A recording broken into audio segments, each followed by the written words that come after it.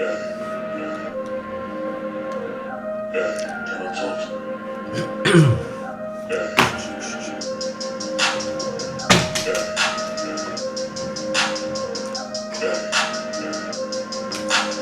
now tuned in to another ColeLogic experience. If you made it this far, you understand that we are still in here sharing this book. I'm sharing this book with you guys. The Black Man's Guide to Understanding the Blackwoman by the Queen, Shahrazad Ali. We are in chapter 17. We are basically at the end of the book. After this is the conclusion. So, with that being said, we gonna get in this thing. Chapter 17, as you can see from the title of this live, we'll be talking about arguments. A little more basis on that will be how she fights and why, the causes and solutions.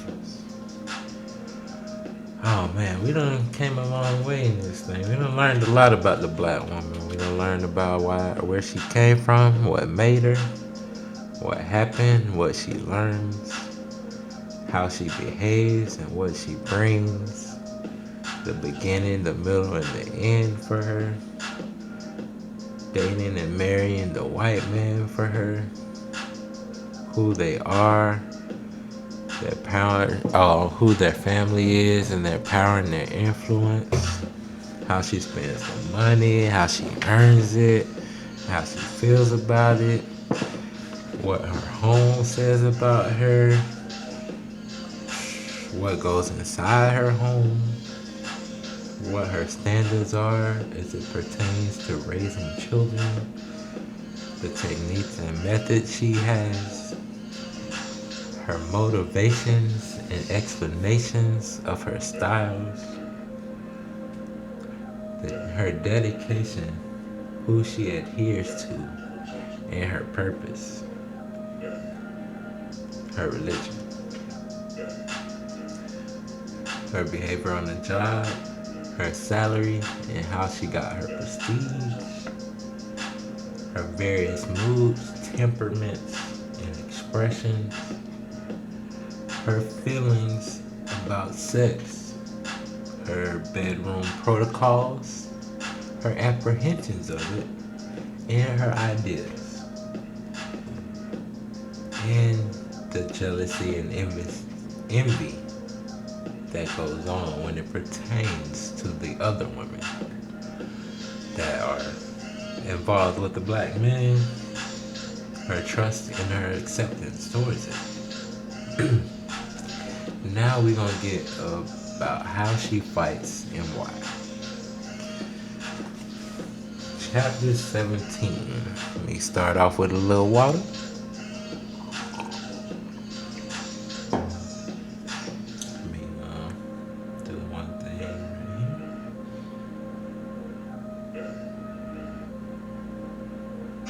Chapter 17. Let me start off with that. Alrighty. One day these gonna get lives and it's gonna be live. You feel me?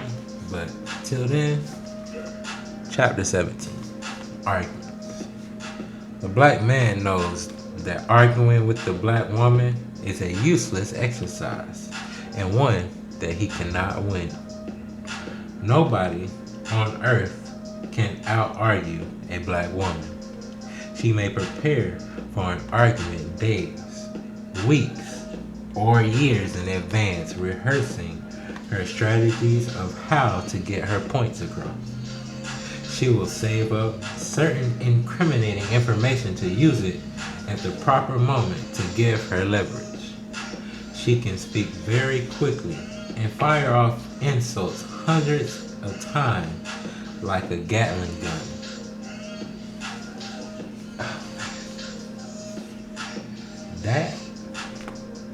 that paragraph alone just made me thinking about the feminist movement right now, and how basically women have studied all the faults of men and used them as a weapon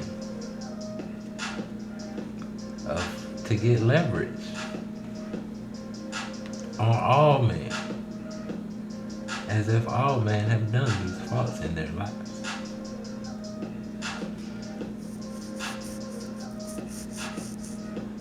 That was a lot said in that paragraph. Y'all might need to go rewind that. The black woman, when arguing with the black man, tends to sound off as if she is fussing at her child. She does not distinguish between the two when she is angry, especially since she views the black man as an incompetent, immature being. Many a black man has become outdone and tongue-tied from trying to argue back at a black woman. She is a master at it. She will harbor grudges and hold fast to a hostile thought forever. She is very adept at negative thinking, therefore when it comes to an argue, she uses the no holds barred theory or vent all of her complaints at once. She will throw in new topics, things that she has been upset about over the past month, and is glad to have the chance to get it off. She will make the most cruel and throat-cutting remarks, and in every argument she throws up the old embers from the previous one. She will pout until she gets her way. A mere apology from her man is not enough. Nothing is enough if she is mad and thinks she is right. She might demand some material item like clothes, jewelry, money, or more until she is satisfied that her man is truly sorry and repentant. Sometimes it might be a request that he do a certain housework, take her out, keep the children, or stay at home. This can only happen when the black man admits to some wrongdoing or lies, and she knows it, a lie, but let him get away with it. Sometimes the admission is not verbal. It may be a look. When arguing, she insists on having the last word. She curses and flings the most vile words out of her mouth. Sometimes she can keep up the same argument for days, never changing a word. She manages to stay angry for an extraordinary length of time, will huff and puff, turn red, sweat, stomp her feet, and slam doors or throw things.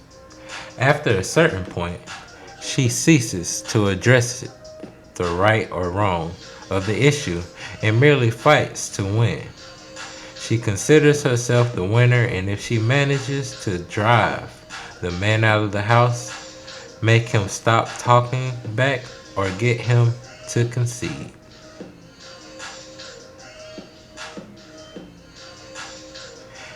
She considered herself the winner if she managed to drive the man out of the house, make him stop talking back, or gets him to concede. If she has done something and is guilty, busted, she checks her mental files and finds something that the black man has done which is equally wrong and uses that point to defend herself. She cannot rest until she forces him to admit his error. She has learned that the black man is peaceful by nature. I'm going to say that again. She has learned that the black man is peaceful by nature. She has learned that he will go along with a lot of situations just to keep the peace and keep from arguing with her. Sometimes she places outrageous demand on him to try to perk him into an argument. When she finds he will acquiesce to desensitize the situation, she will press further just to see how far she can push him before he rebels. It's a game to her, an unfair one, since she could not survive this kind of mental pressure from the black man. But she is petty, and she keeps all sorts of little mental scorecards. And when the right moment presents itself, she lets go with both barrels. Below are a few examples of trite reasons the black woman uses to get mad at and argue with the black man. 1. If he stays away from home too long, whether she knows where he is or not. 2. If he visits his mother or other family members too often or too long. 3. If he does not take her to the place of her choice. If he breaks a date with her for a reason she does not accept. If he says, "I'll be right back," and doesn't. That's 3 through 5. Y'all heard the 3 F's. 6. For doing more for his side of the family than hers. 7. For speaking to an old acquaintance with too much enthusiasm. 8. For dancing too close with another woman. 9. For looking at another woman when she is out with him. 10. For not telling her that he loves her enough. 11. For spending too much money on his other children. 12. For not complimenting her on her new outfit or style or hairstyle. Excuse me. Wait, where is that? Where is that? Oh, wait. There we go.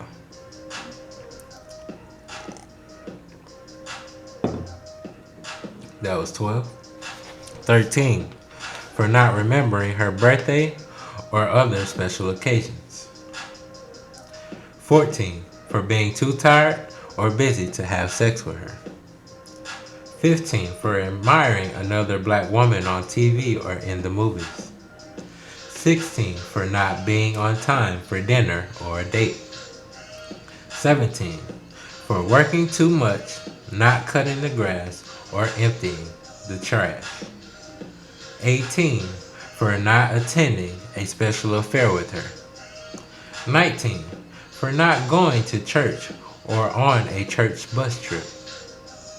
20. For being too busy to listen to her chatter.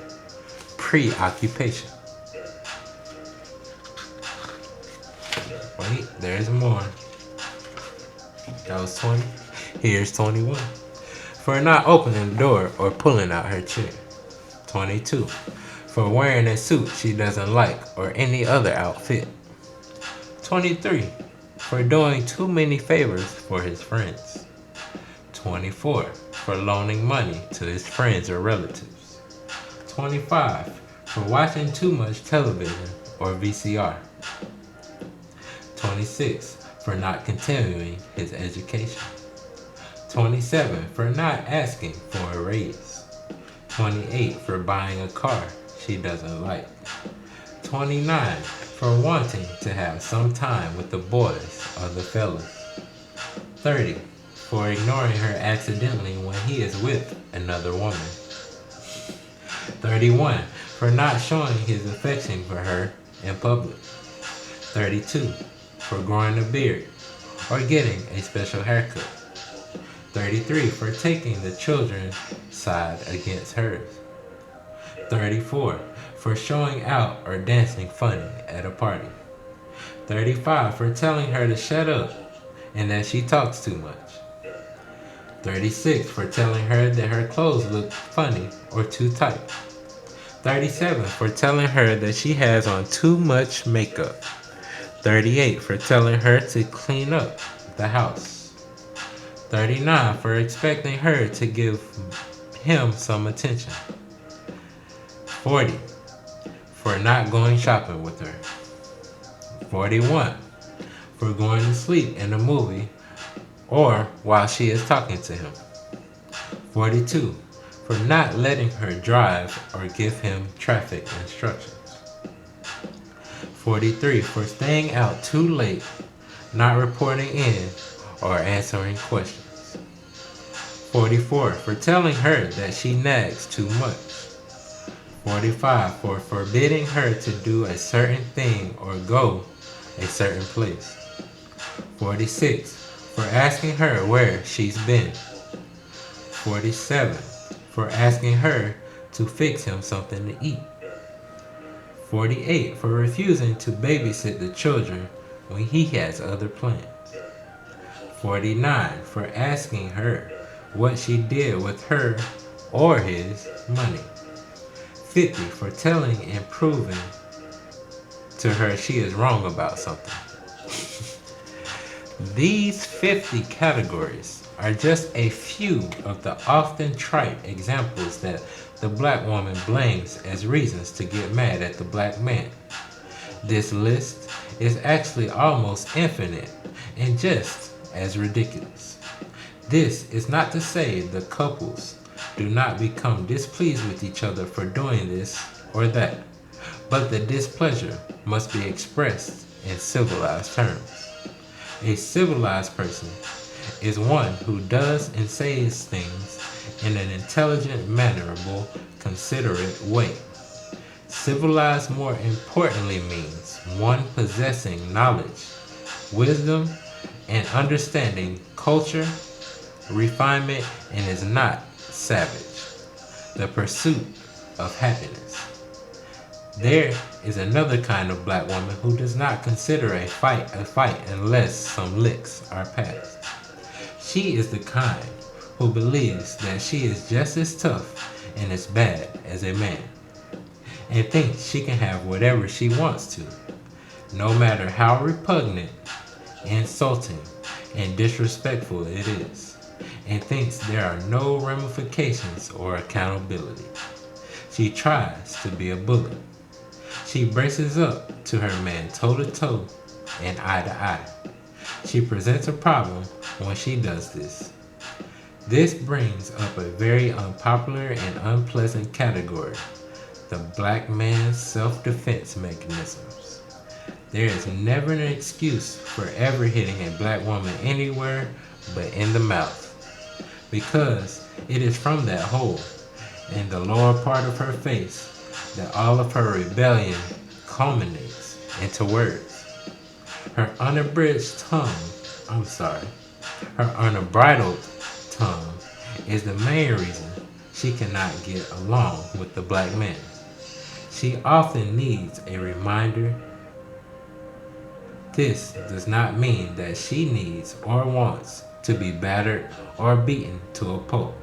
However, if she becomes disrespectful and viciously insulting to the black man, there has to be a penalty. The black man must turn the tables on her and withdraw from her bed.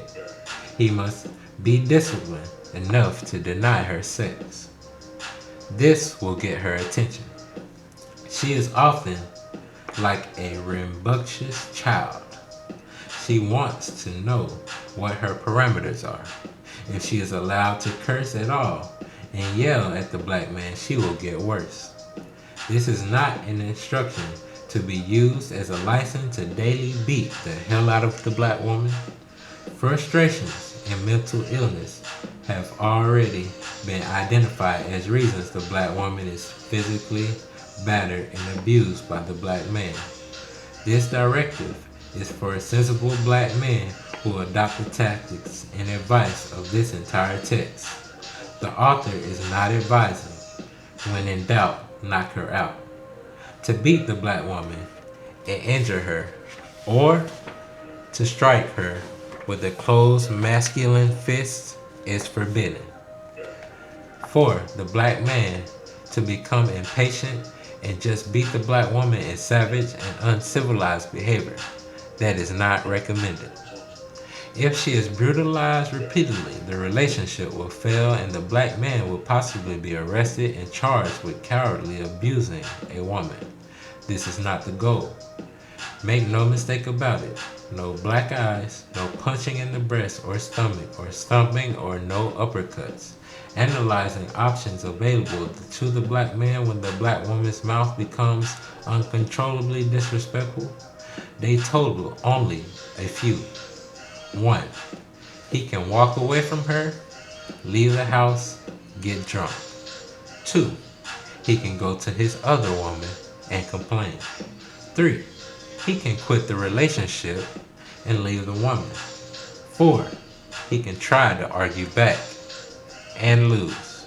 5. He can seek counseling or sympathy from friends. 6. He can withdraw from her bed and deny her sex. She may also have to be physically restrained until her anger and shock passes. It is okay to restrain her. She won't burst, and no black woman can win a physical fight against a right black man. The black man should not be so refined or cool to accept harsh language from his woman. Soon she will be trained and curb her vicious tongue when she's talking to him. She will gain a new respect for him and finally realize when she is exceeding the limits. She can cause a great commotion when she calls herself getting mad, and has been known to turn the house topsy-turvy. Report the black man's illegal practice to the police. Tell his parents some deep dark secrets about him.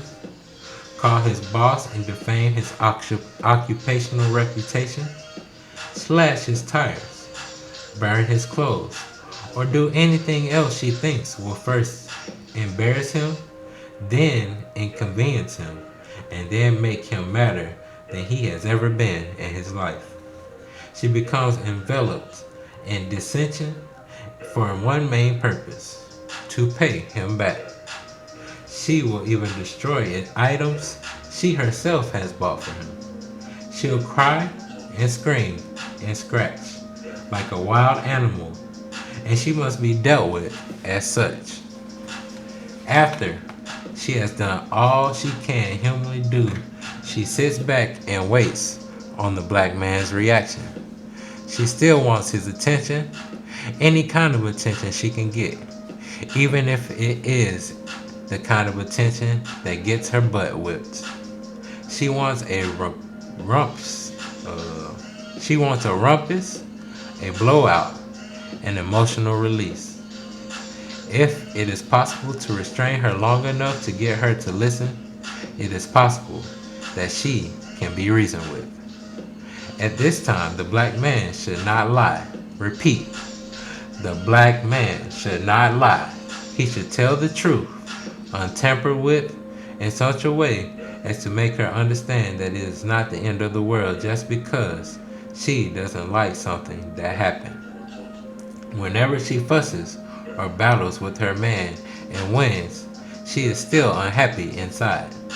It is a very confusing dilemma she perpetuates because she doesn't really want to win.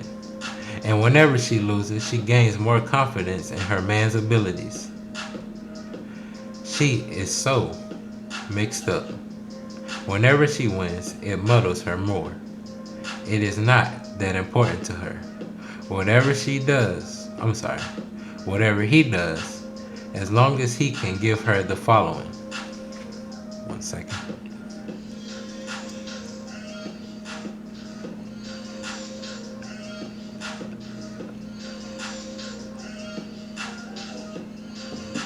I'm gonna read that over.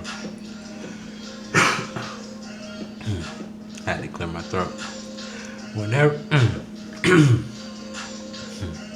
Whenever she wins, it muddles her more. It is not that important to her. Whatever he does, as long as he can give her the following. 1. Companionship. She wants to be sure that he will not abandon her. She wants belongingness to be possessed by him. 2. She wants to be connected, included, and considered. 3. Opportunity to give service. She wants the black man to give her something to do that will help him. She wants to feel part of him by doing things for him, especially designed for her that no one else can do as well. She wants to be expected to do certain things. 4. She wants a home. She wants a place to live that is secure for her children. She wants her home to be her sanctuary. 5. She wants sexual fulfillment. She She wants the black man to desire her and enjoy her sexual expression and tell her so. She wants to be touched and stroked. 6. She wants to be protected. She wants to be confident that her life and her children's lives are safe with the black man. She wants him to demonstrate this publicly if possible. 7. She wants her man to make decisions. She wants him to decide what she needs and give it to her, and she does not want him to have to figure out everything for herself. She doesn't want to have to figure out everything for herself. She wants him to take charge. 8. She wants him to be firm. She wants him to be set. She wants him to set the limits and enforce his instructions and rules, not by breaking the peace. 9. She wants security. Again, she wants to know that her man will not leave her for another woman as long as she performs properly, and that he will always come back to her. 10. She wants him to be spiritual. She wants her man to identify and recognize a higher authority, God in parentheses, and guide his life by his religious principles. If the black man gives her all and some of the above requests, after a time, she will become secure and give him peace. It is extremely tenuous to try to give her the things that make for peace because she has been taught to live in a mental hell daily. I'm going to read that again. It is extremely tenuous to try to give her the things that make her peace because she has been taught to live in a mental hell daily. There are those who are idea producers and planners who give directions, and those who are agreed to follow the instructions to make the goals a reality. This system is the only one that works to make progress in anything. The black man's problem is that the black woman thinks she is the one who has the ideas and is qualified to give the directions. Well, she's been able to lead other black women and some other white people, but she has not been able to lead the black man. He won't go. He cannot by nature follow the black woman. It does not matter what she has, who she is, or what she gives. He will not follow the black woman as his guide. He would rather mark his place, stand still, or step backwards. But he will not go forward with her in the front. The black woman has been tutored by the liberation-seeking white woman to execute her own individuality and throw off the shackles of her husbandly bondage and practice self-freedom. While some of this may be true of the white woman's plight, it has no bearing on the black woman's situation since she has not been under the black man's rule since prior to slavery. Slavery was such a desperate time for blacks due to the race-destructing tactics employed by the slave master. Not only was there unbearable physical pain and excruciating demanding labor, but separation was promoted by offering singular and individual rewards gained by pleasing the slave master and being a good slave.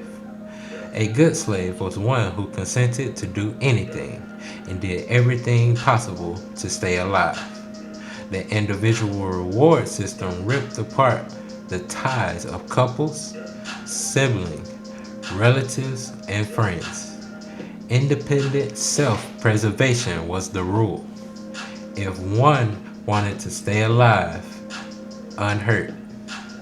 This training was a fallacy because the real truth is that the greatest advancements are made through unity and agreement, not individuality. She is beautiful butterfly encased in a cocoon of fear, doubt, and suspicion. She has been frightened and allowed her fears to govern her life and behavior. It will take a long time to get her back on the right path to successful black womanhood, and is a journey she cannot make without the guidance of a black man. Black women seemingly have the bloodline connection when it comes to taking the following instructions. She is hard-headed and stubborn to have her own way. She thinks that if she obeys her man, that he will try to make a fool of her and take her identity.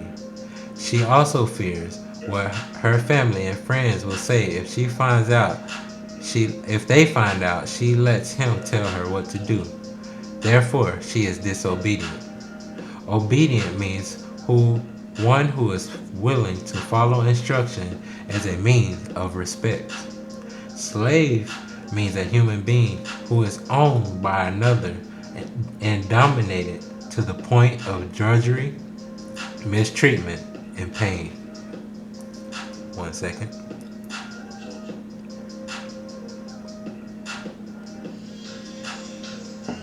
Feel like a pastor with this water, goddamn. Whew. Fool means a silly person, capable of being tricked or deceived.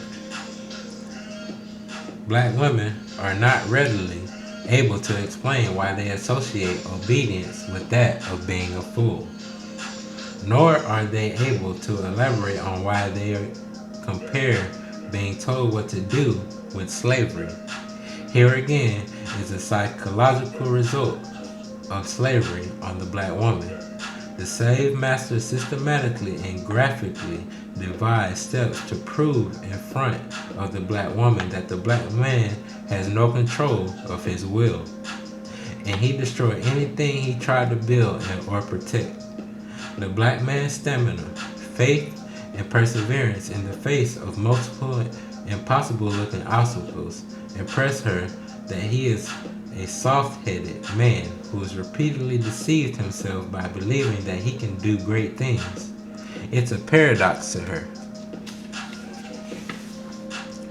She doesn't know that every civilization has rules. Mathematically, to add meaning, to multiply and increase. To subtract means to divide and separate.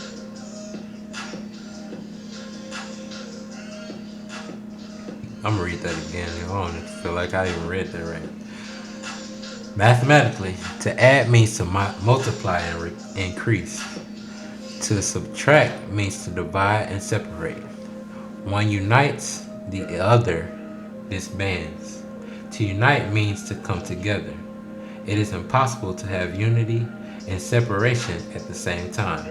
Yet, the black woman will practice separation while living in the same house with the black man. She maintains her own separate ideas, separate money, separate personal goals, and separate authority. She does not want anyone telling her what to do. She thinks she is the most qualified to chart the course. If the black man lets her rule, she does so with an iron fist, daily insults, threats, ignoring his presence, telling him what to do every step of the way, abusive language, denial of sex and respect. He has to be home after work at exactly the same time every day. He has to clean the house, take care of his own clothes, wash dishes, fix his own food, maybe sleep in another room, stay in every night, not spend any money without her permission, and throughout all of this, she requires that he acts like it.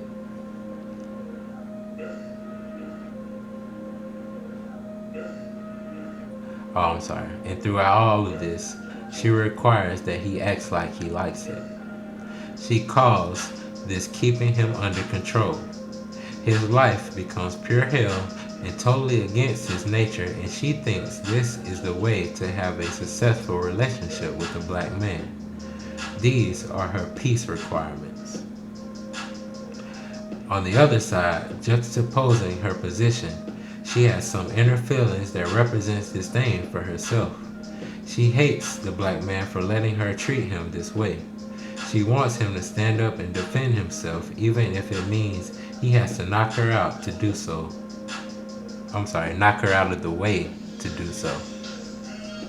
This is necessary whenever the black woman steps out of the protection of womanly behavior and enters the dangerous domain of masculine challenge. Regretfully, some black women want to be physically controlled. They may call each other up on the phone and proudly brag to each other how my man beat my ass, beat the shit out of me, or kicked my ass. These confessions do not usually mean she was brutally attacked or injured bodily. They mean that they got busted in something that other black women understand and realize the risk they take every day keeping up the game. A bust can be devastating too. But masochism is not new to her.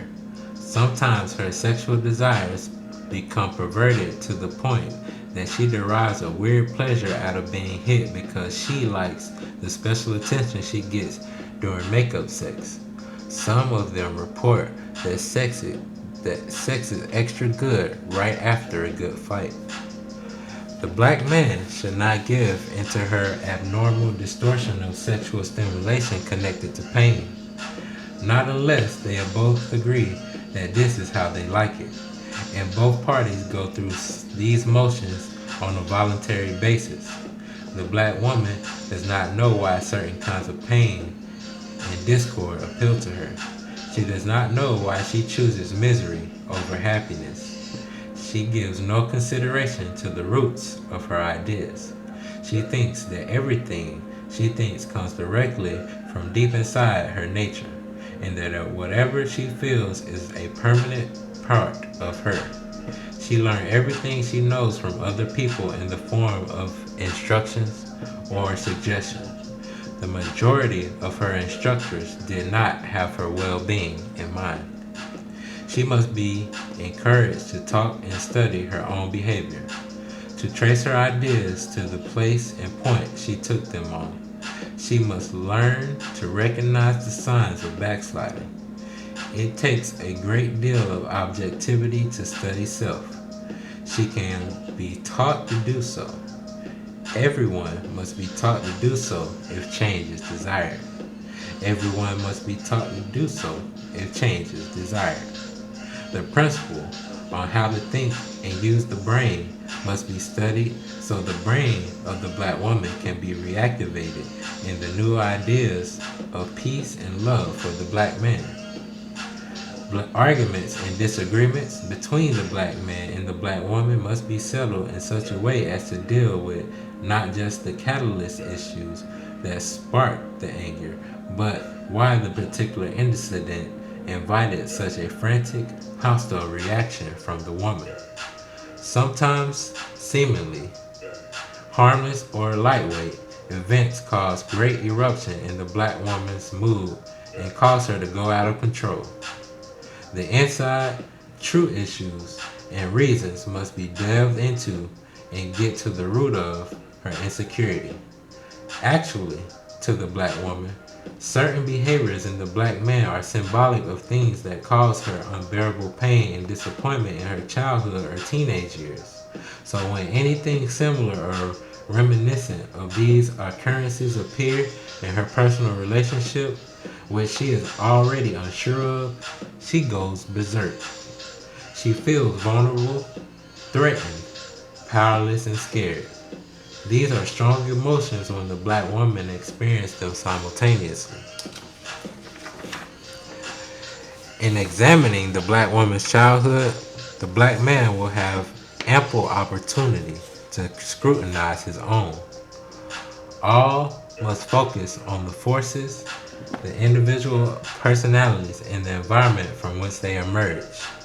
For these memories, they will be able to examine together the long-term effects of slavery in hard times.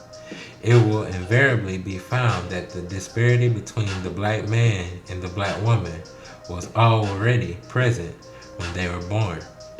It has existed for a very long time, with each generation contriving their own part to the decline of the black male and the black female interpersonal relationships. It is not really something that the present day blacks invented. It is an inherited habit of neglect, dissatisfaction, and perversion. The aforementioned three habits are not rules, nor are they prerequisites to living in today's world. They are patterns of behavior brought or suggestions and conclusions drawn by Western societal morals and mores. And in the meantime, remember that the black woman's real self is a wonderful, loving helpmate, and she forgets this and behaves other than herself. The black man should collar her on the spot and insist she gets it back together. He must treat her right and make her treat him right.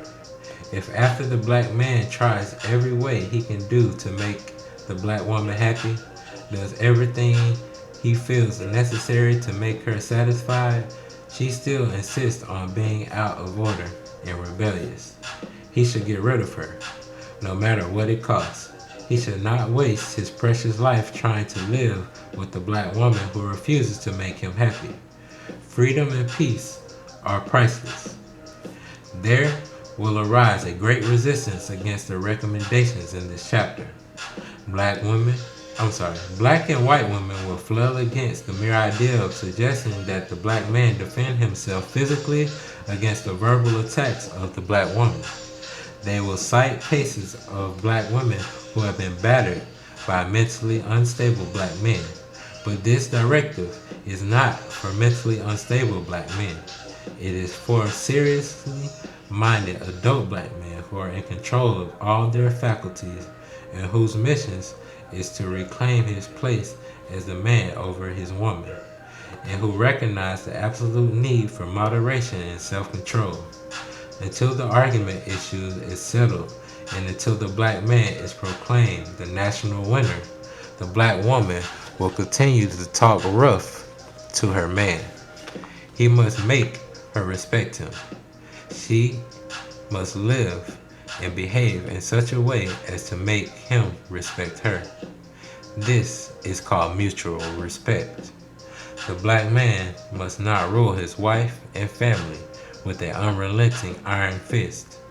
He must be loving, understanding, flexible on minor issues, and willing to comfort and work on the visible and invisible problems lurking in his household.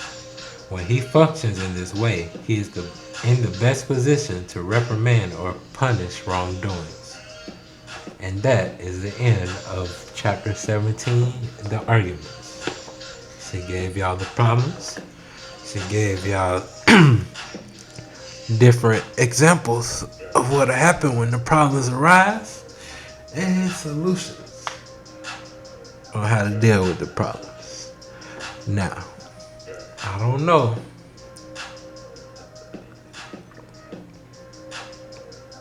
that in 2021 that you should adhere to the suggestion of popping a woman in the mouth when she talks slick to you, but it was acceptable at one point. I think that the government and the white women got the game so sold up that if you were to do that, you would go to jail. No question. Therefore, the other suggestions should probably go for you. Leave, deny sex, go to another woman, talk about it, go to therapy, go to your family. Whatever you gotta do to get your sense back so she don't throw you off your game. You feel me? You feel me? That being said, that was another BookShare. We got one more chapter to go, which is the conclusion. And then after the conclusion, she got a little excerpt that she added more to the conclusion, basically, from like a 20-year later. So basically 09. So I'm going to end this live and we're going to come right back. Thank you.